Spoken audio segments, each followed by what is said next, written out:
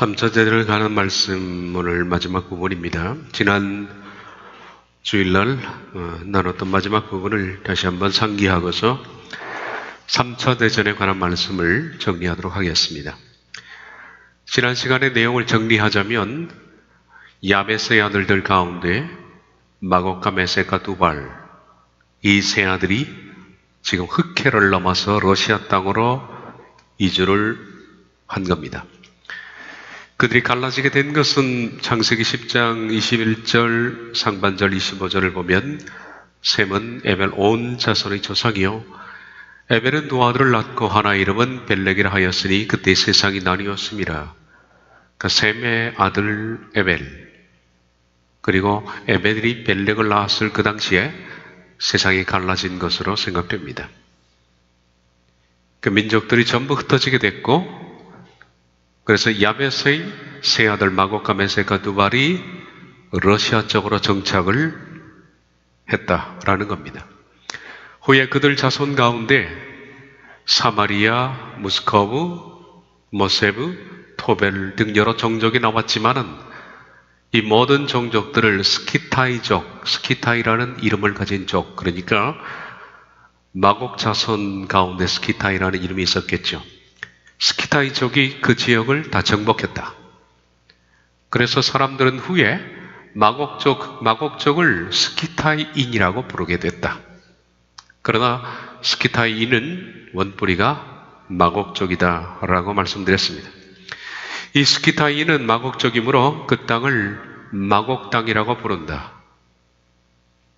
후대에 와서는 이 스키타이족 안에 마곡만 있는 것이 아니라 메섹과 두발 여러 종족이 있었고 그 가운데에서 메섹이 살았던 모스크바라는 지명이 됐다. 메섹이 모스크바가 됐고 그리고 모시족이 오늘 러시아라는 지명을 갖게 된 것이다. 따라서 에스겔 38장 2절에 말하는 너는 마곡 땅에 있는 노스와 메섹과 두발한 고객의 얼굴을 향하라 한 것은 오늘 현금의 러시아 지역을 언급하는 것이다. 그 말씀을 정리했습니다. 지금까지 우리는 에스겔 38장 1절에 3절 사이 나온 적석의 명칭으로서 북방대장이라고 불리우는 그 명칭이 러시아임을 확인을 했습니다.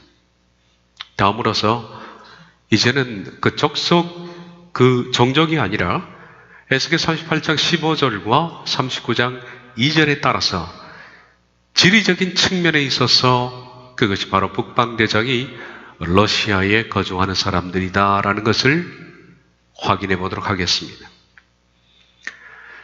에스겔 38장 15절과 39장 2절에는 이와 같은 말씀이 나옵니다. 네가 네 고국 땅 북쪽 끝에서 여기서 너는 이스라엘을 말합니다. 이스라엘 땅 북쪽 끝이라고 표현되어 있습니다. 그런데 이 개역개정 말고 옛날 성경인 개역성경에는 극한북방이라고 번역되어 있고요. 그런데 지금 이 개역개정이 되면서 극한북방을 북쪽 끝이라고 말을 바꾸어 놨습니다. 어쨌든 북쪽 끝, 개역성경은 극한북방 해서 많은 백성 곧 다 말을 탄 큰 무리와 능한 군대와 함께 오되 그러니까 이들이 사는 민족은 이스라엘의 북쪽 끝, 옛날 성경은 극한 북방, 거기에 사는 사람들입니다. 너를 돌이켜 이끌고 북쪽 끝에서부터 나와서 이스라엘 산 위에 이른다. 그러니까 이 마곡족은 이스라엘의 북쪽 끝에 있다. 개역은 극한 북방에 있다.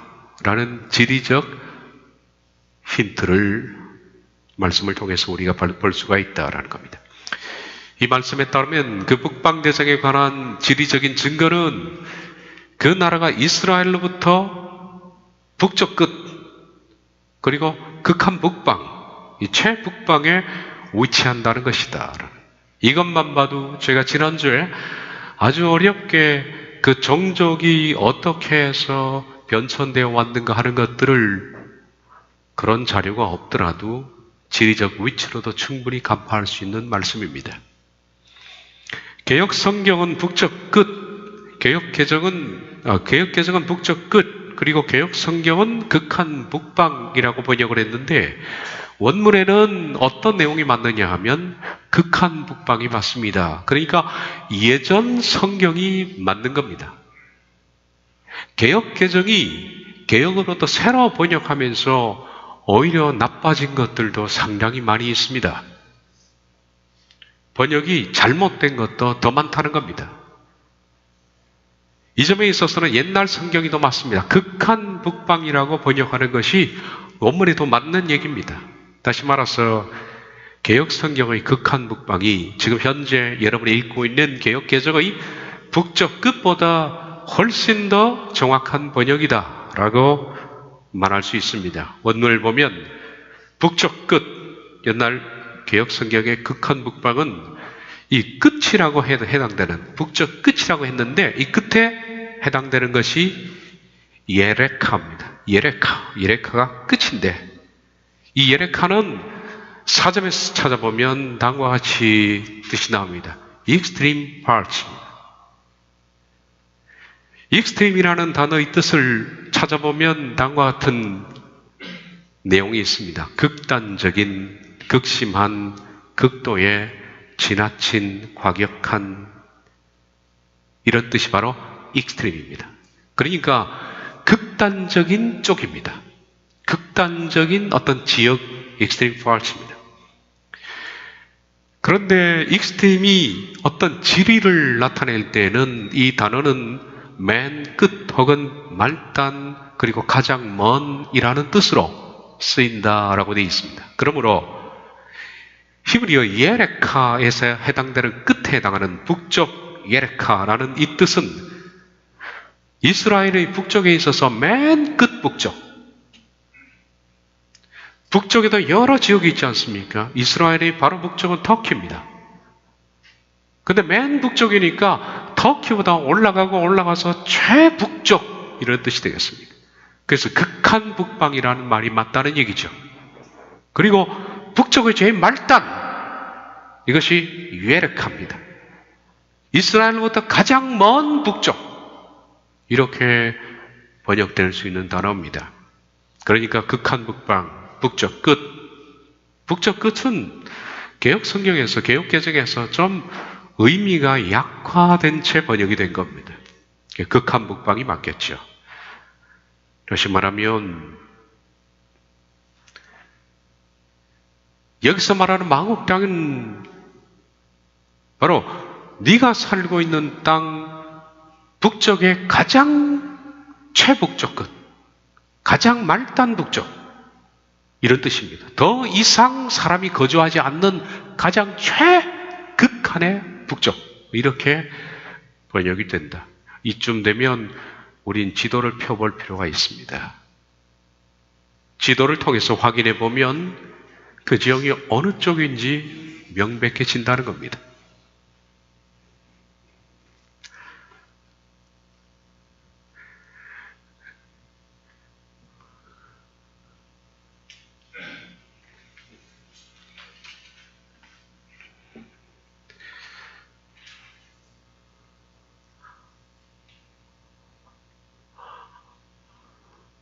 여기가 예루살렘입니다. 잘 보이지 않겠지만요, 이 예루살렘인데 예루살렘 바로 위쪽이 터키입니다. 터키를 북쪽으로 해서, 북쪽인데 북쪽으로 올려보겠습니다. 터키를 지나서 이쪽이 러시아입니다. 모스크바가 여기 있고요. 이게 최북쪽이죠. 더 이상 없죠? 러시아 위에는 나라가 없습니다, 여러분. 북극입니다. 누구나 쉽게 이해할 수 있습니다. 지도를 펴보면. 그렇습니다. 이쪽에 해당되는 나라가 최북단입니다. 그들이 바로 마곡 족속이라는 얘기입니다. 네가 거주하는 것에 있어서 극한 북방에 사는 족속입니다.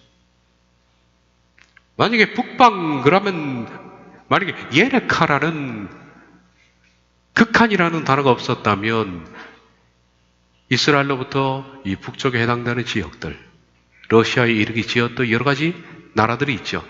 여기에 해당되는 나라일 겁니다. 근데 극한 북방이라는 이 단어를 통해서 더 이상은 지도상에 다른 이유가 없는 겁니다. 게다가 특이한 점은 이스라엘의 수도 예루살렘과 모스크바의 지리적인 관계인데, 제가 옛날에 쓴 책 가운데 제가 이런 사진을 올려준 적이 있습니다. 그 사진을 핸드폰으로 찍어서 다시 한번 여러분에게 보여드리겠습니다. 이스라엘 예루살렘입니다. 예루살렘에서 자를 대고 정확하게 90도로 꺼봅니다. 90도로 껐는데 제가 꺼보면 이것이 터키를 지나서 흑해를 지나서 수도 모스크바를 바로 90도로 통과한다는 걸 알 수 있습니다. 이게 극한 북방입니다. 더 이상 무슨 설명이 필요하겠는가요? 이유 불문입니다. 더 이상 다른 어떤 설명이 필요 없습니다.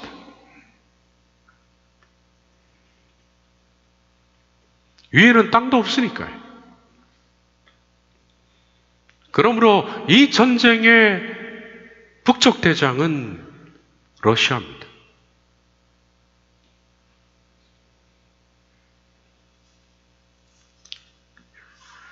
에스겔 38장 7절에서 17에서 18절을 보면 주 여호와께서 이같이 말씀하셨느니라.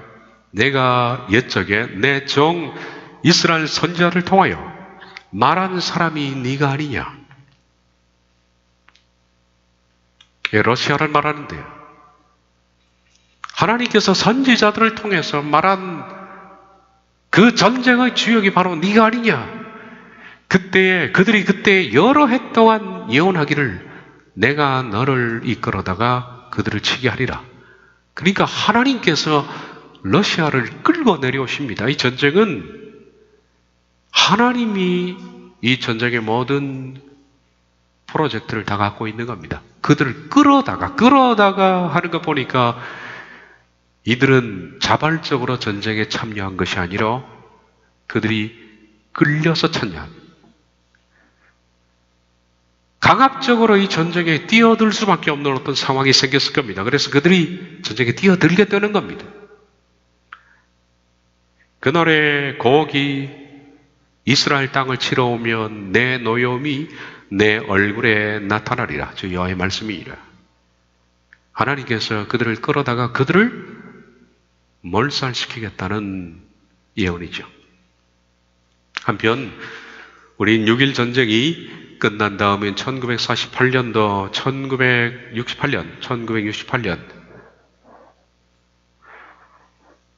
1967년도에 6.1 전쟁이 벌어졌죠. 이 6.1 전쟁이 6일 만에 끝난 겁니다. 200만 이스라엘 민족하고 2억 아랍 군대하고 싸워가지고요. 전쟁이 시작되지 6시간 만에 이미 졌어요, 아랍이. 그리고 항복선언을 한 것은 6일 만에 항복선언을 한 겁니다. 있을 수 없는 일입니다. 100사람 대 한 사람이 싸운데 6일 만에 끝난 겁니다. 6.1 전쟁이 끝난 그 덕택으로 예루살렘을 이스라엘이 탈환했습니다. 그때 이스라엘이 예루살렘을 탈환한 것이 6.1 전쟁입니다. 6.1 전쟁의 주역이 모세 다이안 장군인데, 이 장군이 전쟁이 끝난 다음 다음과 같이 말했습니다. 다음은 아랍과의 전쟁이 아니라 러시아와의 전쟁이 될 것이다. 마치 무슨 성경을 알고서 하는 얘기처럼 저는 이분이 성경을 알고서 했다라고 생각을 합니다.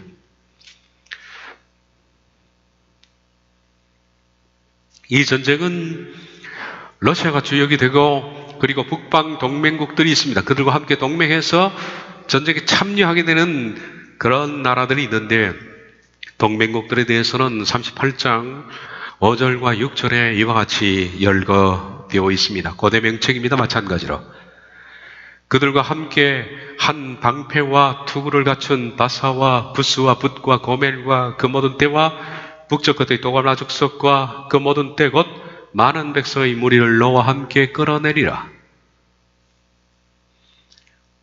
함께하는 족속은 바사, 구스, 붓, 고멜, 그리고 모든 때 더갈마 족속, 이들이 함께하는 참전국들입니다. 첫째, 바사는 이란입니다.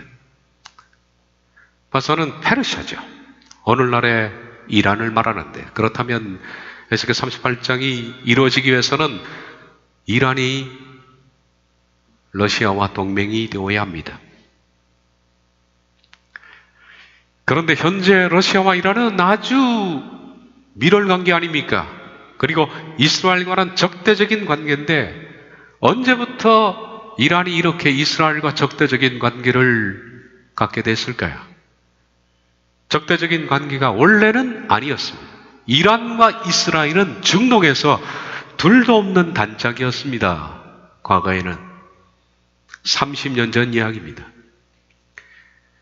그 사실을 아는 사람들은 이란과 이스라엘이 저렇게 반목하리라는 것은 상상도 못할 정도로 그들은 단짝이었는데, 왜 그랬냐면 1948년도 이스라엘이 독립을 하자 이스라엘의 독립을 팔레스타인에 조그마한 땅을 얻었는데 얼마나 불안하겠습니까? 주변 아랍은 전부 이스라엘의 적대국입니다. 그런데 이스라엘이 그 땅에 정착하도록 주변에서 그 나라를 도운 나라가 이란입니다. 그러니까 만약에 이란이 아니었으면 이스라엘이 1948년도 독립해서 중동에 정착하는 데는 상당히 어려움이 있었을 것이다. 바로 그때 이란의 이 팔레비 왕이 이스라엘을 도왔습니다. 이스라엘은 이란의 그런 점에 있어서는 은인처럼 감사해야 할 대목입니다. 이 팔레비가 친미 성향이었거든요. 기억하는 분도 있을 겁니다. 친미 성향이었습니다. 지금은 이란이 반미이지만은 그때는 친미였습니다. 그래서 이란의 팔레비 왕은 미국이 이스라엘을 돕기 때문에 미국과 친해지고, 또한 이스라엘에게 석유를 제공해서 또 무역도 활성화하기 위해서 또 이스라엘을 돕는 그것이 그 당시에는 팔레비 왕의 어떤 성향이었기 때문에 적극 도왔습니다. 그런데 관계가 틀어진 것이 1980년도 후반입니다.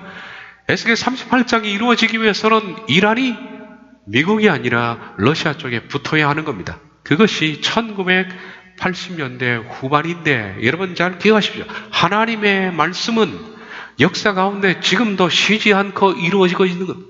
3차 대전의 발판은 우리가 자고 깨고 하는 가운데 뉴스 속에 그대로 하나씩 준비되고 있다는 사실을 알아야 됩니다. 1980년도 후반에 바로 그 관계가 형성되기 시작했는데, 이란이 헤즈볼라를 지원한 겁니다. 헤즈볼라를 지원하니까 이스라엘은 자기를 적대하는 이 테러 단체 헤즈볼라를 이란이 지원했기 때문에 이란을 테러 지원국으로 규정을 한 겁니다. 이때만 해도 이스라엘이 핵을 가지고 있었거든요. 그러니까 이란이 겁나는 거죠. 이스라엘이 테러 지원국으로 규정하니까, 핵을 가지고 있는 이스라엘이 겁이 나니까 이스라엘도, 이란도 이제는 우리도 핵을 보유해야겠다. 그때부터 핵 보유에 대한 꿈을 갖기 시작한 겁니다. 그런데 핵 기술이 없지 않습니까? 그래서 그 핵 기술을 갖기 위해서 러시아와 이란이 손을 잡게 된 겁니다. 그래서 러시아 쪽으로 붙게 된 것이 80년대 후반이다. 원래 러시아와 이란은 우방은 아니었지만은 이 소련 공동체가 1991년도 무너졌잖아요. 소련 연방이 해체되고 러시아라는 나라가 탄생했어요. 그리고 각 나라들이 흩어졌는데 바로 쪼개진 그 틈을 이용해서 러시아와 이란이 가까워진 겁니다. 1991년도 소련 연방이 해체됐는데, 제가 1990년도 바로 그때 세미나를 한창 많이 했었습니다. 책이 그때 나왔기 때문에 제가 그때 세미나를 굉장히 많이 다니다가 세미나를 접게 된 이유가 다미 선교회 때문에. 그때는 종말만 얘기하면 다미 선교회로 오해가 되니까 제가 오해받을까 봐 그냥 접어버렸습니다, 세미나를. 그러고서 종말에 문을 한참 닫아뒀는데요.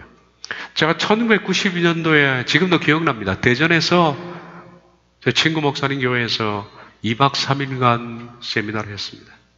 무대가 설정되다 그 내용을 가지고 세미나를 했는데 그때 제가 이런 얘기를 했습니다. 이건 제 자랑이니까 잘 들어보시길 바랍니다. 제가 생각하기에는 소련은 곧 해체될 것 같습니다. 제가 무슨 정치 전문가도 아닌데 그랬습니다. 소련은 해체됩니다. 왜냐하면 소련 연방체가 있다면 이스라엘과 전쟁할 때 소련 연방체가 내려와야지. 소련 가운데 어떤 나라는 놔두고 러시아만 내려올 수 없잖아요. 그죠? 근데 3차 대전의 주역은 마곡 땅에 있는 러스거든요. 러시아만 내려오지 않습니까? 그들이 대장이 되고 소련 연방체 나라들 가운데 어느 나라도 있고 안 오는 나라도 있잖아요. 근데 연방체로만 있으면 함께 내려와야지 러스만 못 내려온단 말이에요. 그렇기 때문에 제 추정으로는 소련 연방체는 해체될 것이다. 그리고 러시아라는 나라가 독립적으로 전쟁 결정을 해야만 이 말씀이 이루어졌잖아요. 그래서 제가 1년 전에 세미나 하면서 그랬습니다. 러시아는 해체될 것 같습니다. 그리고 1년 만에 제가 전화를 받았습니다. 목사님, 돗자리 펴야겠습니다. 제가 이 부분을 정확하게 성경을 상고해 보니까 그렇게 될 것 같아서 말했는데 정말 그 뒤로 러시아가 해체됐습니다. 러시아가 해체되면서 이란이 러시아와 손을 잡고서 지금 핵무기를 개발해서 이제는 친러가 된 거죠. 두 번째, 구스입니다. 구스는 에티오피아와 아프리카 흑인종 다수를 포함하는데 원래 구스는 노아의 아들인 함의 첫째 아들입니다. 구스입니다.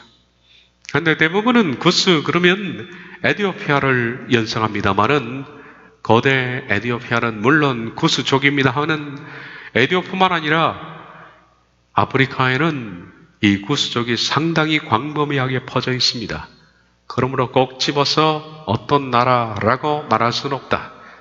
아프리카의 몇 나라들이라고 생각이 된다라는 겁니다. 붓은 리비아입니다. 마찬가지로 리비아도 붓 종족인 것은 사실이지만 무조건 리비아만이 붓은 아닙니다. 붓은 함의 셋째 아들인데 리비아만 있는 것이 아니라 붓의 자손은 리비아에도 있고 알제리, 튀니지, 모로코의 선조가 되었다고 요세푸스가 말하고 있기 때문에 이 전쟁에 있어서 아마 이런 나라들이 개입될 것이다 라는 겁니다. 리비아, 알제리, 튀니지, 모로코라는 나라들 말입니다. 어떤 나라가 될지는 가봐야 할 것 같습니다. 고멜은 야벳의 장자며 이스그나스, 리밧, 도갈마의 아비입니다. 이 영이라는 박사님께서 고고학적 발견을 통해서 검토한 결과 고멜과 그 집단에 대해서 이렇게 그의 책에서 열거하고 있습니다. 영의 사전인데요. 사전에 보면 그들은 고멜이죠. 고멜은 흑해 북쪽에 정착하여 서쪽과 남쪽으로 분산하여 유럽 끝에 이르렀다. 그러니까 러시아 쪽 흑해 위쪽에서부터 해서 동구라파를 형성한 주로 그 서유럽이 아닌 북유럽 쪽을 형성한 족속이 되었다. 그렇게 말합니다. 게제니우스라는 분도 이 고멜이라는 어머니 후에 시메리아가 되었으며 이것은 독일을 구성한 종족이라고 말했습니다. 요세푸스는 말하기를 고멜의 아들 이스그나스는 레지니아인으로 불렀는데 그들은 오늘날 폴란드, 체코, 슬로바키아 및 동부 독일의 일부 지역에 사는 그런 종족으로 섞여 있으니까 말했습니다. 따라서 우리는 고멜과 그 집단이 오늘날의 동구라파에 사는 종족임을 알 수가 있다라는 겁니다. 이 부분에 있어서는 정확하게 어떤 나라가 참전할지 확실히 모릅니다. 나중에 전쟁이 터지게 되면 알 수가 있을 것이다. 도갈마와 그 모든 때 앞에 말한 것처럼 도갈마는 야벳의 장자인 고멜의 셋째 아들입니다. 에스겔 38장 6절을 보면 북쪽 끝의 도갈마 족속과 그 모든 떼들도 참석한다 그랬는데 이 도갈마와 온 집단이 러시아와 같은 위치 흑해 북쪽에 있습니다. 이 게제니우스는 더갈마와 그 집단을 아르메니아 창설자들로 말하고 있습니다. 따라서 이 더갈마 족속은 아르메니안 족속을 말할 것이다. 오늘날에 아르메니아 나라가 있죠. 그 나라에 해당될 것이다 라고 생각됩니다. 이 아르메니아는 터키 근처에 위치한 나라로 러시아와 이스라엘 중간 지역의 산악지대에서 지금도 말과 나귀로서 물건을 나르면서 살고 있습니다. 그리고 그들에게는 수개의 기병사단이 있다고 알려져 있는데, 러시아가 공군을 통해서 들어오고 해군을 통해서 들어오고 그리고 육군을 통해서 들어오는데, 육군을 통해서 들어오자면 반드시 그들이 이 도갈마 지역을 통과해야 된다. 그러니까 산악 지역을 통과해야 된다. 그래서 이 험준한 지역에서 그들이 오늘날에 말과 나귀를 기르며 살고 있다는 것은 바로 러시아 무기를 운송하는 데 큰 도움이 될 것이다 라는 생각을 해봅니다. 우연이 아닐 것이다. 자, 북방대당의 침략. 앞에서 러시아와 그 동맹국들이 이스라엘을 침공할 것에 대해서 생각해 봤는데, 그러면 침공은 어떻게 이루어질까? 여러 루트가 있습니다. 이란이 될 수가 있고, 그리고 지금 시리아 내전이 될 수도 있고, 이집트가 될 수도 있고, 우린 성경이 그 점은 말씀하지 않기 때문에 모르지만은 아마 러시아의 동맹국들 나라 가운데 하나가 이 전쟁을 촉발시키게 될 것이고, 러시아는 끌려서 들어오게 될 것이다. 그것이 바로 너를 이끌어내리라 한 겁니다. 이끌어낸다는 것은 오기 싫은 걸 끄집어낸다는 얘기죠. 러시아는 이 전투에 자발적으로 참여하고 싶은 생각은 없었을 겁니다. 그런데 러시아가 그 동맹국들을 위해서 어쩔 수 없이 이끌려 나오는 형태일 것이다 라는 거죠. 그러면 동맹국들 가운데 어떤 나라가 러시아를 끌어낼 것인가 하는 것들은 가봐야 하는 문제입니다. 아무도 모릅니다. 혹시 지난번 우리가 예측을 했습니다마는 이란이 핵 문제로 이스라엘과 전쟁을 벌이고 그 문제 때문에 러시아가 들어왔다면 이란이 촉발될 수가 있는데, 아직도 그 가능성은 지금도 남아 있습니다. 이스라엘과 이란이 먼저 전쟁에 불씨를 당길 것인가 하는 문제는 지금도 남아 있습니다. 근데 그 여러 루트 가운데 하나가 이집트일 수도 있습니다. 왜냐하면 다니엘 선지자가 이런 말씀을 했기 때문이다 라는 겁니다. 다니엘 11장 5절과 6절을 보면 남방의 왕들은 강할 것이나, 이 남방은 여기서 이집트를 말합니다. 동서남북이 나오는데요, 이 남방은 이집트를 말합니다. 이집트의 왕들은 강할 것이나 그 군주들 하나가 그보다 강하여 권세를 떨치리니 그 권세가 심히 클 것이요 몇 해 후에 그들이 서로 단합하리니 곧 남방왕의 딸이 북방왕이 가서 화친하리라. 북방은 오늘 러시아를 말하는 겁니다. 북쪽이. 그러니까 이집트와 러시아가 화친할 것을 얘기를 합니다. 이집트와 러시아가 동맹관계가 되는데, 이집트는 러시아가 이스라엘을 침공하는데 발판을 마련해 줄 것이다. 이것도 여러 루트 중에 하나인데요. 이집트는 바로 아시아, 아프리카, 유럽을 연결하는 그런 삼각지에 속해 있습니다. 이집트를 통해서 바로 이집트는 아프리카에 들어가는 관문 아닙니까? 아프리카를 열고 중동을 열고 그리고 바다를 통해서는 바로 유럽을 여는 쪽입니다. 이 이집트의 지리적 위치는 상당한 메리트를 가지고 있죠. 그러므로 러시아는 자기들의 입장에서 이집트의 부동산 가치는 말로 표현할 수 없을 정도로 절대적이다. 따라서 러시아는 이집트를 통해서 이스라엘 침공을 밑에서부터 올라와서 할 수가 있을 것이다라는 겁니다. 다니엘 11장 40절 41절 보면 마지막 때 남방왕이 그와 힘을 겨룰 것이나, 그는 이스라엘을 말하는데, 이집트와 이스라엘이 힘을 겨루는 상황이 생기고 북방왕이 병거와 마병과 많은 배로 회리바람처럼 그에게 와서 그 여러 나라에 침공하여 물이 넘침같이 지날 것이요 그가 또 영화로운 땅에 들어갈 것이요 많은 나라를 패망하게 할 것이나 라고 했습니다. 그러니까 남방왕 이집트와 이스라엘이 서로 힘을 겨루는 사건이 발생하고, 북방왕이 그 틈을 타서 군대를 내리고 이집트를 통해서 들어가고 이스라엘뿐만 아니라 여러 나라를 침공할 것이며 마침내 영화로운 땅 이스라엘이죠. 이스라엘의 예루살렘까지 들어가게 될 것이다. 이로 인해서 많은 나라가 패망할 것이다. 라는 말씀을 봐서 이집트도 3차 대전의 어떤 발판이 될 것이다. 라는 것을 알 수가 있다라는 겁니다. 결과는 어떻게 될까? 이 전쟁은 표면적으로는 북방대장 러시아가 이스라엘에 대한 소유권을 확보하기 위해서 침공하는 것처럼 보이지만 이면적으로는 말씀드린 것처럼 하나님께서 러시아를 심판하기 위해서 끌어낸 겁니다.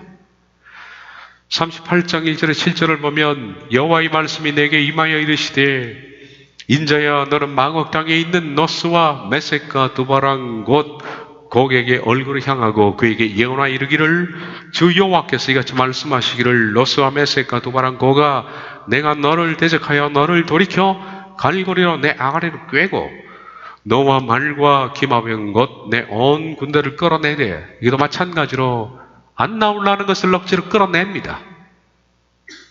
아가리를 꿰서 끌어낸다는 걸 봐서는 이 전쟁에 있어서 불가피하게 이들이 끌려 참전하게 되는 거죠. 완전한 갑옷을 입고 큰 방패와 작은 방패를 가지며 칼을 잡은 큰 무리와 그들과 함께한 방패와 투구를 갖춘 바사, 구스, 붓, 고멜 그 모든 때와 북쪽의 돌과 적석과 그 모든 때 곧 많은 백성의 무리를 너와 함께 끌어내리라.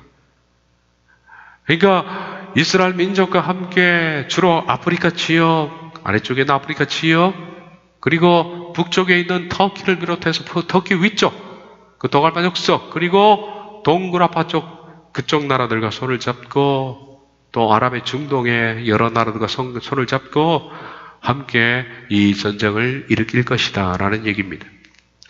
너는 스스로 예비하되, 여기서 너는 북쪽 왕인데 러시아 너는 스스로 예비하되 너와 네게 모인 무리들이 다 스스로 예비하고 너는 그들의 우두머리가 될지니라. 그런데 이 전쟁은 결론적으로 보면 러시아와 그 동맹국들이 완전히 참패하게 되어 있다. 3차 대전의 결과입니다. 17절 이하를 보면 주 여호와께서 이같이 말씀하셨느니라 내가 옛적에 내 종 이스라엘 선지자들을 통하여 말한 사람이 네가 아니냐. 그들이 그때 여러 해 동안 예언하기를 내가 너를 이끌어다가 그들을 치게 하리라. 그날에 거기 이스라엘 땅을 치러 오면 내 노여움이 내 얼굴에 나타나리라. 주 여호와의 말씀이니라. 내가 질투와 맹렬한 노여움으로 말하였거니와 그날에 큰 지진이 이스라엘 땅에 일어나서 바다의 고기들과 공중의 새들과 들의 짐승들과 땅에 기는 모든 벌레와 지면에 있는 모든 사람이 내 앞에서 떨 것이며 모든 산이 무너지며 절벽이 떨어지며 모든 성벽이 땅에 무너지리라. 주 여호와의 말씀이니라. 내가 내 모든 산 중에서 그를 칠 칼을 부르니 각 사람이 칼로 그 형제를 칠 것이며 내가 또 전염병과 피로 그를 심판하며 쏟아지는 폭우와 큰 우박덩이와 불과 유황으로 그와 그 모든 무리와 그와 함께 있는 많은 백성에게 비를 내리듯 하리라. 이같이 내가 여러 나라의 눈에 내 위대함과 내 거룩함을 나타내어 나를 알게 하리니 내가 여호와인 줄 그들이 알리라. 이 전쟁에 있어서 막강한 무기를 가진 러시아와 그 동맹국들이 패할 수밖에 없는 것은 하나님의 초자연적인 간섭입니다. 6.1 전쟁으로 1967년도 6월 6일 날 전쟁이 벌어졌는데 6시간 만에 아랍의 2억 군대가 바로 100만밖에 안 되는 100만 조금 되는 이스라엘 군대에게 참패를 한 겁니다. 100대 1인데 어떻게 이런 일이 가능합니까? 그들은 무기도 더 강했고 군대의 수도 훨씬 강했습니다. 그런데 6시간 만에 패하게 된 것은 아마 지금은 그 책이 있는지 모르겠습니다만 제가 신학교 다닐 때 6.1 전쟁이라는 책이 있었습니다. 6.1 전쟁이라는 그 책을 보면 6.1 전쟁이 터지기 시작할 때 어떤 일이 벌어졌는가 하는 것들을 역사로 서술을 했는데 초자연적인 기적이 터진 거예요. 아랍 쪽 비행장에서 비행기가 뜨려고 그러니까 돌풍이 불어가지고 비행기가 못 뜨는 거예요. 그래서 수백 대의 비행기가 못 뜨는 사이에 이스라엘 비행기가 가서 비행기를 완전히 비행장을 초토화시킨 얘기. 아랍 군대들이 이스라엘을 침공하려고 하니까 왕벌, 성경에도 왕벌이 나오잖아요. 왕벌떼가 나타나서 그들을 완전히 덮친 얘기, 뭐 이런 게 나와요. 도무지 전쟁이 안 되는 겁니다. 우박덩이가 떨어지고. 그래서 6.1 전쟁은 초자연적인 전쟁이었습니다. 이건 단순히 수치상으로 그들이 전쟁을 잘해서 이긴 것이 아니라 초자연적인 하나님의 간섭과 기적, 이런 것들이 동반되었기 때문에 6일 만에 참패한 것인데, 마찬가지로 3차 대전도 그럴 것이라 그렇게 말합니다. 지진이 하나님께서 일어나게 할 것이고, 폭우가 내리고 전염병이 생기고 우박덩이와 불과 유황이 떨어지면서 북쪽대장과 그 동맹국들이 완전히 참패할 것이다. 하나님께서 내 거룩함을 나타내리라 라고 하셨습니다. 이 전쟁은 그렇게 해서 러시아가 패배하게 됩니다. 에스겔 39장 9절에서 20절을 보면 얼마나 비참하게 패배했는지와 같이 말합니다. 이스라엘 성읍들에 거주하는 자가 나가서 그들의 무기를 불태워 사르되 큰 방패와 작은 방패와 활과 화살과 몽둥이와 창을 가지고 7해 동안 불태우리라. 이같이 그 무기로 불을 비울 것이므로 그들이 들에서 나무를 주워오지 아니하며 숲에서 벌목하지 아니하겠고, 전에 자기에게 약탈하던 자의 것을 약탈하며 전에 자기에게서 늑탈하던 자의 것을 늑탈하리라. 주 여호와의 말씀이니라. 그날에 내가 거국을 위하여 이스라엘 땅 곧 바다 동쪽 사람이 통행하는 골짜기를 매장지로 주리니 통행하던 길이 막힐 것이라. 그 사람이 거기서 곡과 그 무리를 매장하고 그 이름을 하몬곡의 골짜기라 일으키리라. 일컬이라. 이스라엘 족속이 7달 동안에 그들을 매장하여 그 땅을 정결하게 할 것이라. 그 땅 모든 백성이 그들을 매장하고 그로 말미암아 이름을 얻으리니 이는 나의 영광이 나타나는 날이니라. 주 여호와의 말씀이니라. 그들이 사람을 택하여 그 땅에 늘 순행하며 매장할 사람과 더불어 지면에 남아있는 시체를 매장하여 그 땅을 정결하게 할 것이라.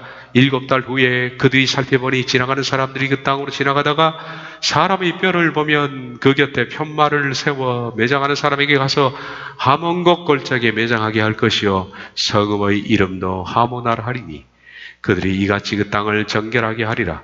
주 여호와께서 이같이 말씀하셨느니라. 너 인자야, 너는 각종 새와 들의 각종 짐승에 이르기를 너희는 모여오라. 내가 너희를 위한 잔치 곧 이스라엘 산 위에 예비한 큰 잔치로 너희는 사방에서 모여 살을 먹으며 피를 마실지어다. 이 러시아 군대들, 그 동맹도 군대의 시체를 뜯으란 얘기죠. 너희가 용사의 살을 먹으며 세상 왕들의 피를 마시기를 바산에 살진 짐승 곧 순양과 어린 양이나 염소나 수송아지를 먹듯 할지라. 내가 너희를 위하여 예비한 잔치의 기름을 너희가 배불리 먹으며 그 피를 취하도록 마시되 내 상에서 말과 기병과 용사와 모든 군사를 배부르게 먹일지니라 하라. 주 여호와의 말씀이니라. 얼마나 많은 동물떼들이 잔치를 벌일 것인가, 그 말씀을 하고 있는 겁니다. 요한은 이렇게 말합니다. 요한계시록 9장 18에서 21절을 보면 이 세 재앙 곧 자기들의 입에서 나오는 불과 연기와 여왕으로 말미암아 사람 3분의 1이 죽임을 당하니라. 여기서 말하는 3분의 1이 무엇에 해당되는지 하는 의문점에 대해서 우리가 얘기를 해봤습니다. 그럼 수많은 시체가 거기에 널려있다는 얘기죠. 이 말들의 힘은 입과 꼬리에 있으니 꼬리는 뱀 같고 또 꼬리에 머리가 있어 이것으로 행하니라. 이 재앙에 죽지 않고 남은 사람들은 손으로 행한 일을 회개하지 아니하고 오히려 여러 귀신과 또는 보거나 듣거나 다니거나 하지 못하는 금은 동과 목석의 우상에게 절하고 또 그 살인과 복술과 음행과 도둑질을 회개하지 아니하더라. 그렇게 비참하게 많은 사람이 죽었음에도 불구하고 사람은 회개하지 않고 강박할 것이다. 자, 3차 대전의 시작, 친구들. 3차 대전은 어떤 촉매가 되어서 발발할지를 모릅니다. 아까 말씀드린 것처럼 이란이 될지 이집트가 될지 경제 문제가 될지 모릅니다. 정치적인 문제가 될지 말입니다. 그러나 어떤 것이 메가체가 되어서 이 전쟁이 발발하게 될지, 지금 현재 이 정치적인 것, 경제적인 것, 이런 모든 것들은 얽혀있지 않습니까? 경제가 전쟁을 불러오는 것은 당연한 이치입니다. 지금 현재 세계 경제 상황은 붕괴로 가고 있습니다. 경제 붕괴는 필연적으로 전쟁을 야기시킬 수밖에 없는 것이 역사적인 공식입니다. 역사는 경제가 어려우면 반드시 전쟁하게 되어 있는 거예요. 지금 현재 경제 붕괴가 먼저냐 아니면 전쟁이 먼저냐 하는 것은 말하는 것이 의미가 없습니다. 왜냐하면 어떤 것이 먼저 터져도 관계없기 때문입니다. 경제 붕괴가 일어나고 전쟁이 터질지, 아니면 전쟁 붕괴 전에 먼저 전쟁이 터질지, 이건 예측 불가입니다. 어쨌든 둘은 한 세트로 움직인다. 또한 세계 3차 대전이 유프라테스가 진원지가 될 것도 사실입니다. 하나님께서 유프라테스에 묶여있는 세 천사를 풀어놓자, 네 천사를 풀어놓자 전쟁이 발발하니까요. 세계 3차 대전 이후의 세상은 완전히 새로 형성될 겁니다. 3차 대전 이후에 세계 단일 정부가 세워질 것이며 적그리스도가 등장할 것이다. 이런 전쟁의 촉매들 가운데에서 현재 벌어지고 있는 시리아 내전, 이슬람 국가의 태동도 마찬가지로 포함됩니다.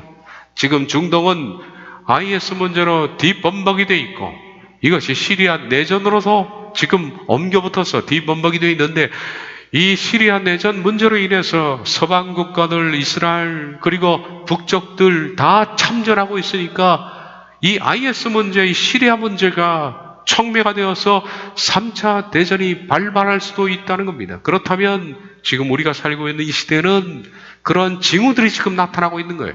만약에 지금은 우리가 잘 모르지만은 예를 들어서 다음 달이든 그 다음 달이든 전쟁이 딱 터지게 되면 우리들은 IS가 바로 그 3차 대전을 불러오는 촉매였구나 라는 사실을 그때서야 우리가 인정하게 되겠죠. 어쨌든 그런 일들이 지금 즐비하게 깔려 있다는 겁니다. 시리아 내전과 이슬람 국가의 문제는 마치 블랙홀처럼 중동의 전 세계의 강대국들을 다 끌어들였습니다. 이 문제들은 지금 현재 세계 3차 대전을 발발시키기에 충분하다. 이 시리아 내전 문제로 미국, 영국, 프랑스, 독일, 러시아까지 뛰어들었습니다. 최근 터키도 가세했고요. 이 IS는 중국인을 참수했습니다. 그 계기로 중국도 지금 이 열강 속에 뛰어들겠다라고 선언했습니다. 게다가 일본도 뛰어들려고 자위대 파병 계획을 바꿨습니다. 그야말로 지금 시리아 내전 문제는 전 세계의 열강들을 블랙홀처럼 중동으로 빨아들이고 있다. 이 모든 일이 세계 단일 정부 수립을 위한 NW의 계획이라고 볼 수 있지만은, 그러나 그 뒤에는 하나님께서 예언하신 대로 진행하는 것이다 라는 겁니다. 현재 IS의 점령지를 한번 보시길 바랍니다. 이게 얼마나 심각한 문제인지 보면 이 빨간 색깔이 완전히 IS가 장악한 지역입니다. 그런데 여기 보시면, 그리고 그 다음에 이 색이요. 이 색깔은 지금 IS와 이 접전 지역이죠. 그리고 나머지 영토는 IS의 그 힘들이 비교적 덜 미친 지역입니다. 그런데 이 지역을 가만히 보면 여기에 강이 흘러서 이렇게 흘러내려오는데, 여러분 그림에는 잘 보이지 않습니다. 이 강이 뭐냐면 IS가 완전히 점령하고 있고, 이 주변을 해서 다른 지역은 지금 접전 중에 있고, 이 지역이 만약에 IS가 우세하다면 이까지 다 먹게 되겠죠. 그런데 이 지역이 어디냐? 바로 유프라테스 강이 이렇게 흐르고 있습니다. 이게 유프라테스 강입니다.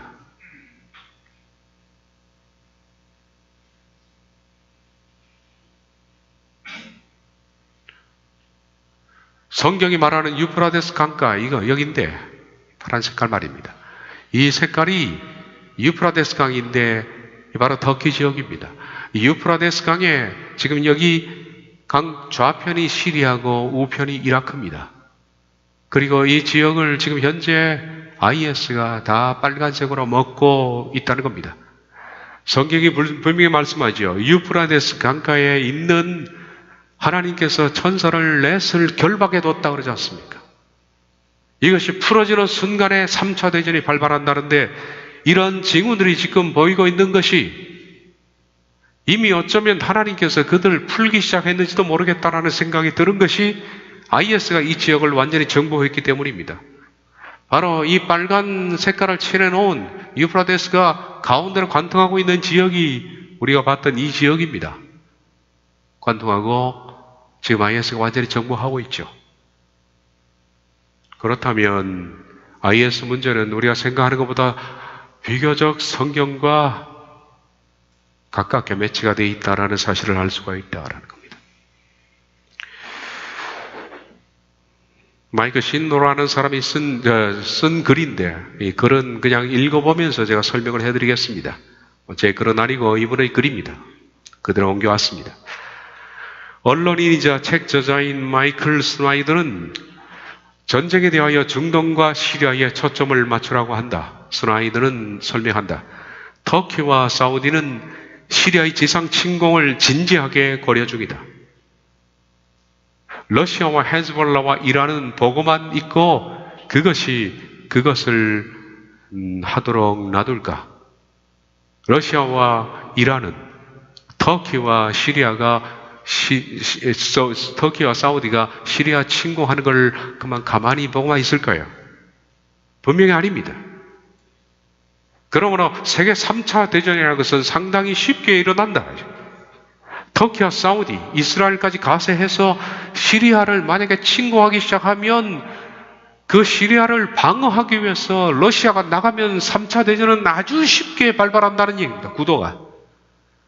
우리 3차 대전을 복잡하게 생각하지만 중동 지역 자체로 보면 3차 대전은 어느 하나 이 문제에 있어서 촉매만 되기 시작하면 쉽게 터질 수 있는 문제라는 얘기입니다. 우리는 세계 경제 붕괴와 3차 대전의 어느 쪽이든 맞이한다고 스나이더는 생각하지만 어느 것이 먼저 올지는 모른다. 그렇죠. 세계 붕괴가 먼저 올지 3차 대전이 먼저 올지는 모릅니다. 아니면 같이 맞물려 있는지는 모르죠. 스나이더는 말한다. 이미 세계 경제는 멈추었지만 3차 대전이 일어나면 일들은 크게 가속화될 것이다. 어떤 것이 먼저인가 하는 것은 닭이 먼저냐 알이 먼저냐 하는 것이고 분명한 것은 우리가 최악의 폭풍의 시기에 들어서고 있다는 것이다. 이분의 얘기를 좀 더 보겠습니다.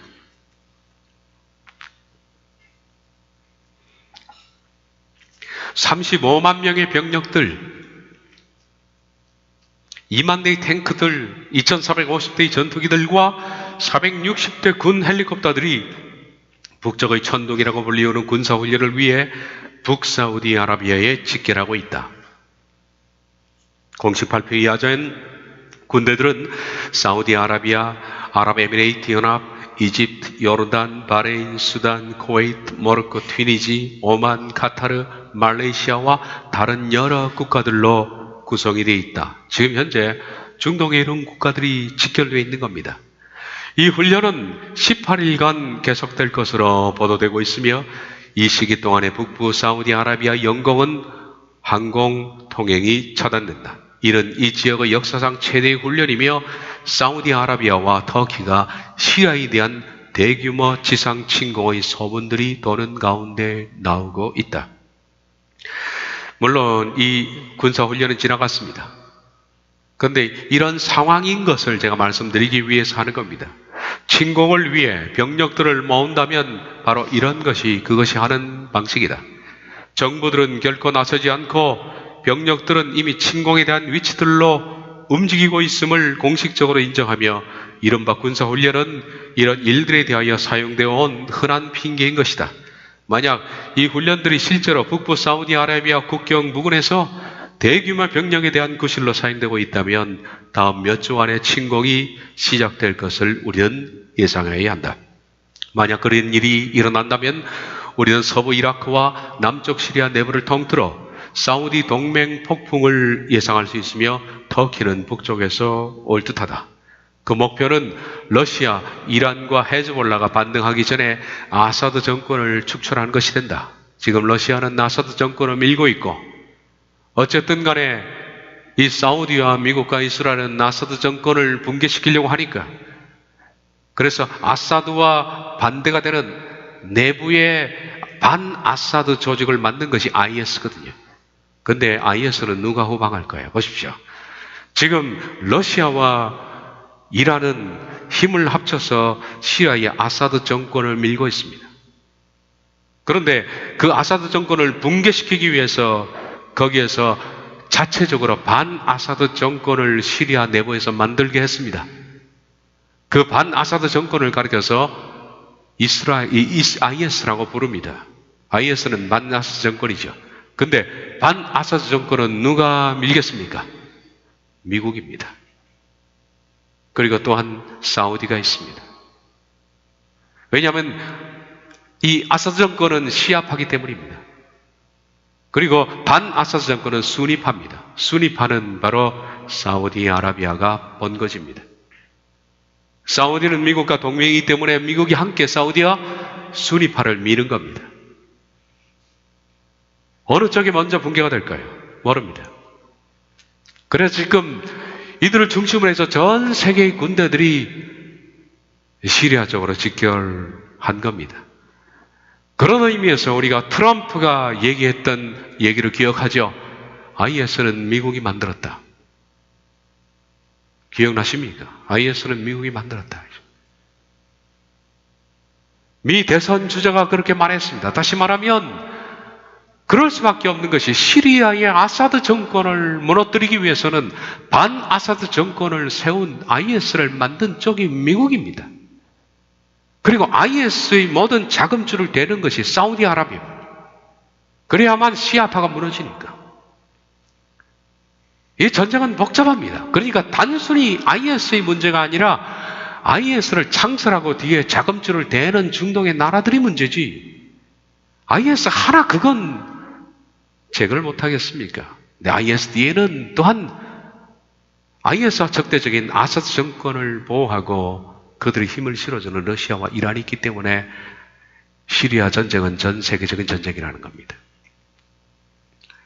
그 얘기는 지난 몇 년 동안의 사우디아라비아, 터키와 그 동맹국들은 아사드 정권을 무너뜨리기 위해서 시리아의 수니파 반군들을 재정 지원해왔다. 이 아사드 정권과 반대되는 수니파 이슬람 ISIS는 바로 그들이 재정 지원을 해온 겁니다. 알다시피 ISIS는 시리아에서 결코 패배하지 않게 되어 있다. 왜냐하면 사우디아라비아와 그 동맹국들은 대규모 자금들을 IS에 대어왔고 수억 달러의 IS 석유는 터키를 통해서 나머지 세계로 판매됩니다. IS가 이 지역을 장악해서 석유를 모두 장악해도 그걸 팔로가 없다면 그들은 돈을 가질 수가 없죠. 그런데 그 팔로를 누가 열어주느냐? 사우디가 열고 터키가 열어주는 겁니다. 동맹국이니까. 그러니까 IS가 자금줄을 갖게 되는 겁니다. 이 전쟁은 끝이 없는 거예요. 그러니까. 주요 수니 국가들은 IS와 다른 수니 반군 단체들이 아사드를 전복하기를 원했다. 결국 사우디아라비아와 그 동맹국들은 시리아를 온전한 수니 국가로 변형하려는 의도를 가지고 있다. 그런데 잘 되지 않겠죠. 이 수니파와 적극적으로 반대되는 것이 시아파인데 시아파의 리더가 이란입니다. 그러나 러시아, 이란, 헤즈볼라는 아사드 정권을 지원하기 위해서 개입했습니다. 러시아의 항공 지원은 전쟁의 물결을 완전히 전환시켰고 이제 수니 반군들은 패배 직전에 있다. 알레포는 한때 시리아 최대의 수도였고 수니 반군들은 2012년 이후 이 도시를 장악했다. 그러나 이제 혹독한 러시아 공습들은 러시아, 이란, 헤즈볼라 군대로 하여금 이 도시를 포위할 수 있게 만들었고 시리아 정부의 손에 다시 함락되기 직전에 있다. 이렇게 되면 전쟁은 사실상 끝납니다. 사우디아라비아, 터키와 그 동맹국들은 막대한 시간과 돈과 노력들을 아사드 전복에 투자해왔고 그들은 이제 물러서지 않으리 할 것이다. 만약 전쟁이 지금 바로 끝난다면 허약해진 아사드 정권은 다시 힘을 유지하고 이란과 헤즈볼라는 향후 몇 년 동안 이 나라에서 지배적인 힘이 될 것이다. 그리고 일단 아사드가 사망하면 이란과 헤즈볼라는 시리아를 온전한 시아파 국가로 개조하려는 시도를 할 것임이 불가피할 것이다. 이는 사우디아라비아와 터키가 어떻게든 피하고자 원하는 그것이다. 지금 현재 이 말은 뭐냐 하면 IS가 반아사드가 지금 점점 세력을 잇고 있습니다. 그리고 아사드는 점점 강해지고 있는 거죠. 다시 말하면 IS 군대가 점점 세력을 약해지고 있는 거예요. 아사드가 강해지고 있습니다. 그러면 이 IS가 약해지도록 사우디와 터키와 미국이 가만히 내버려 두냐? 결코 내버려 두지 않습니다. 약하게 되면 이 아사드와의 단판 승부로 돌입하게 될 것이라는 얘기입니다. 그래서 그들은 한때 절대적으로 생각할 수 없었던 것을 실제로 고려 중에 있는데, 그것은 시리아에 대한 대대적인 지상 침공을 생각하고 있고, 지금 그래서 시리아에 미국과 다른 동맹국들, 사우디아라비아, 터키 군대들이 직결하는 이유가 IS 세력이 약해지니까 한판 승부하자고 직결하고 있고, 그로 인해서 아까 제가 초대에 말씀드린 수많은 전차, 비행기, 군인들이 직결하고 있다는 겁니다. 그러나 만약에 사우디아라비아, 터키와 그 동맹국들이 침공하면 그들은 러시아와 이란과 헤즈볼라의 전면적 위험을 안게 되어 있다. 그런데 절대로 이 전쟁에 있어서 IS가 패배하도록 사우디나 미국과 이스라엘이 가만둘 수가 없는 상황입니다. IS가 약해지면 반드시 전면전을 벌이게 돼 있다는 것. 최근 며칠간 우리가 보았던 논평들 몇 가지를 고려해보자. 잠재적인 군사 매체에 대한 반응으로 이 시리아 외무장관인 walid al-Muallem은 토요일 말하기를, 어느 누구도 시리아를 공격하거나 주권을 위반할 수 있다는 생각을 못하게 하자. 어떤 침략자도 나무관에 실려서 그들 나라로 돌아간다는 것을 나는 장담하기 때문이다. 절대 보호하겠다는 얘기입니다. 파넬 그라세니코프 러시아 의회 부의장은 사우디아라비아에 경고하기를, 다마스커스의 동의 없는 시리아에서 어떤 군사작전도 선전포고에 해당한다고 프레스 TV는 보고했다. 다시 말하면 다메스커스, 이 다메섹은 러시아 쪽이거든요. 그러니까 다메섹 건드리지 말라는 얘기죠. 우리는 말 그대로 3차 대전을 일으키는 불똥을 보고 있는 것일 수도 있다. 사우디아라비아와 터키가 실제로 이를 고려하고 있다는 것을 나는 믿을 수 없다. 그리고 그것이 일어난다면 오바마는 그들에게 시작이라는 녹색등을 켜줄 것을 여러분은 확신할 수 있을 것이다. 불행하게도 그 결정은 이미 된 것으로 들린다. 터키의 카부솔로브 외무장관이 한 말을 생각해보라. 우리가 그런 전략을 가지고 있다면 터키와 사우디는 지상작전을 전개할 수도 있다. 외국 군대의 침공이 이미 전쟁으로 산산조각난 나라에서 이미 혼란스러운 상황을 곧 더욱 복잡하게 할 것이라는 우려를 가속시켰다. 앞서 사우디아라비아, 바레인, 아랍에미리트 연합은 미국이 개입을 주도할 것이라는 조건에서 지상작전에 대한 군사 참여를 하려는 그들 준비의 목소리를 내놓았다. 다메스커스와 그 주요 동맹국인 이란은 그러한 외국군이 강한 저항에 직면할 것이라는 경고를 하였다. 북부 사우디 아라비아에서의 대대적인 군사력 직결에 더하여 런던 인디펜던스는 보도하기를, 사우디는 터키의 군 기지에 군대와 항공기를 보냈다고 한다.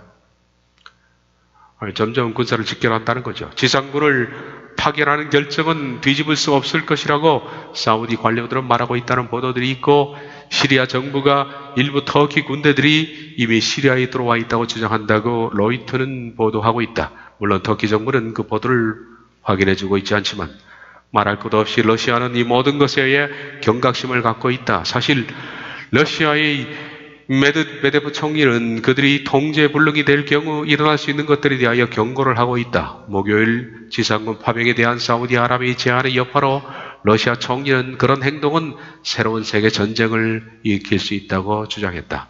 지상작전은 모두를 전쟁으로 끌어당기게 된다고 그는 한델스블라트 신문에 말했다. 미국인들과 우리 아랍 상대방들은 그들이 영구적인 전쟁을 원하는 것인지 아닌지를 숙고해야 한다.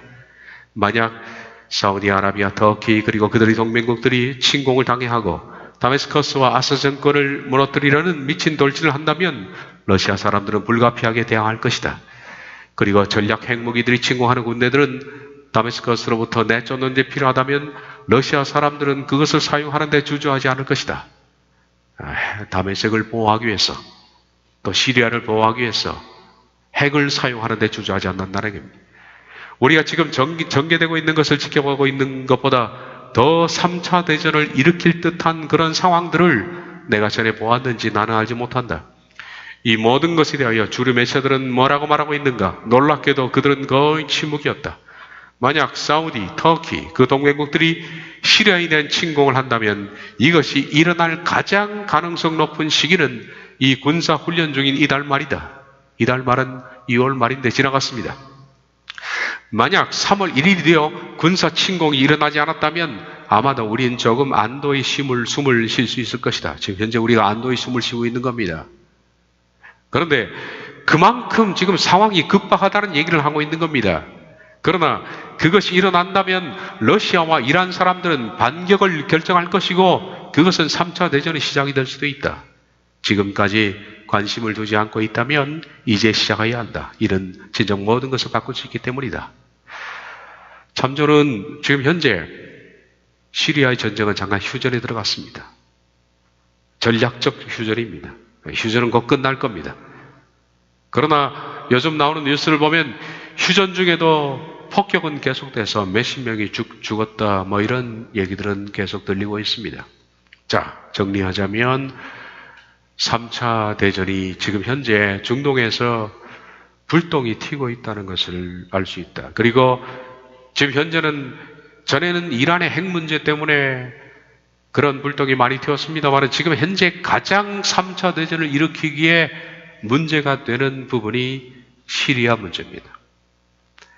시리아를 둘러싼 아사드 정권과 반아사드 IS 정권, 이 둘이 대립하고 있고 아사드를 미는 쪽이 러시아와 이란입니다. 그리고 그 동맹국들, 성경이 말하는 북방 종족들입니다. 그리고 이 IS를 세워서 그들에게 자금을 대고 반아사드를 축출하려고 하는 쪽이 사우디와 그리고 미국입니다. 물론 이스라엘도 후원하고 있겠죠. 지금 현재는 상황이 IS가 세력을 떨치다가 점점점 세력이 줄어들고 있습니다. 요즘 신문을 보면 IS가 위축되고 있다는 얘기가 나옵니다. 그런데 IS가 어느 정도 위축이 되면 끝나는 것이 아니라 그들이 더 이상 위축되기 전에 한판 전면 승부를 벌일 준비가 되어 있다는 겁니다. 바로 사우디아라비아와 그리고 다른 동맹국들이 특히 미국을 앞세워서 미국이 녹색불만 켜주면 대규모 지금 군사 훈련을 통해서 군인들이 집결하고 있는데 그 군인들을 통해서 아사드 정권 축출에 나설 것이다. 아사드 정권 축출에 나서면 러시아와 이란이 가만히 있을 것인가? 그 세력을 몰아내기 위해서 핵을 쓰게 될 것이다. 그러므로 3차 대전은 지금 현재 아주 가까운 상황에 와 있다. 정리하자면 이 얘기입니다. 어쨌든 이 사람의 말처럼 3월 1일이 지난다면 여러분들은 안도의 숨을 쉬고 있다 하는 것처럼 한숨은 조금 났습니다마는 언제 휴전이 끝나고 또 다시 시리아 내전이 시작될지 모릅니다. 뉴스를 보시다가 시리아가 휴전이 곧 끝나고 내전에 돌입했다라고 한다면 여러분 촉각을 곤두세우시고 이것이 어떻게 불똥이 튈지 관심을 갖고 봐야 되는데 경제 붕괴와 전쟁은 닭이 먼저냐 알이 먼저냐 하는 문제입니다. 뭐가 먼저 붕괴될 것인가, 뭐가 먼저 터질 것인가 하는 것은 초미의 관심사로 지금 남아있다라는 겁니다. 3주에 걸쳐서 3차 대전을 오늘까지 결론을 지었습니다. 기도하겠습니다.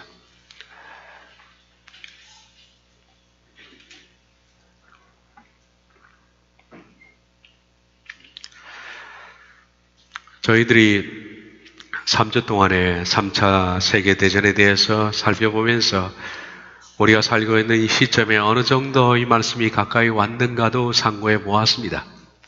주님, 우리들은 어떤 시기에 어떤 때 이런 일들이 생길지 모르지만은 그러나 항상 우리가 한 손에는 세상의 모든 신문을 들되 한 손에는 성경을 들고 믿음으로 이 모든 것들을 잘 준비해 나갈 수 있도록 도와주시옵소서.